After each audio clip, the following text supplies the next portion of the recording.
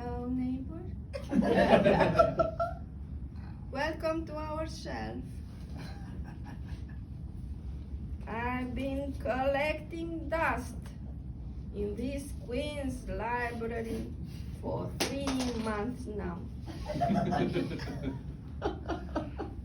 I was issued in 1979 under communist Romania.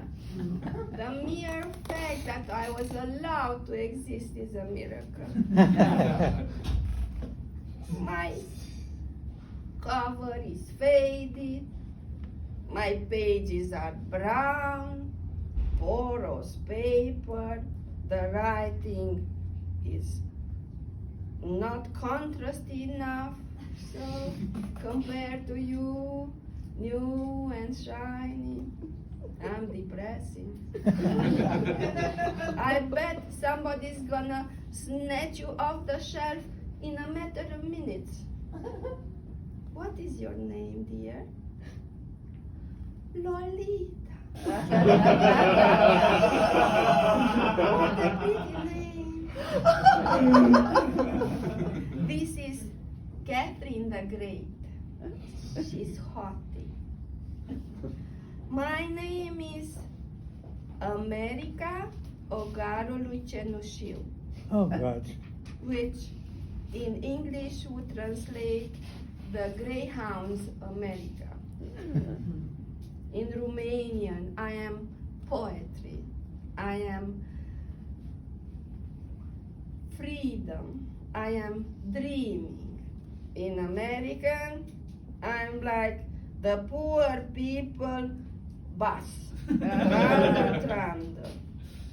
In this America where it's a birthright to have a car, I don't cut it. I'm the spawn of a poet who came to the Iowa Writers Workshop in 1976, and after the workshop he traveled around and reported through me about the wonders of paradoxes of the USA. I see your eyes are glazing. I see the Cold War is not hot anymore. Ukrainian war be damned. No, this was a pet peeve of your parents or even your grandparents. Yeah, while they were doing atomic bomb drills, hiding under the desk, watching TV, the European personalities coming and telling you horror stories about the Gulag. Yeah, I'm not trendy. Yet, when I was put on the shelf of the bookstore, it was an event because I have cultural significance. Do you have Lolita cultural significance?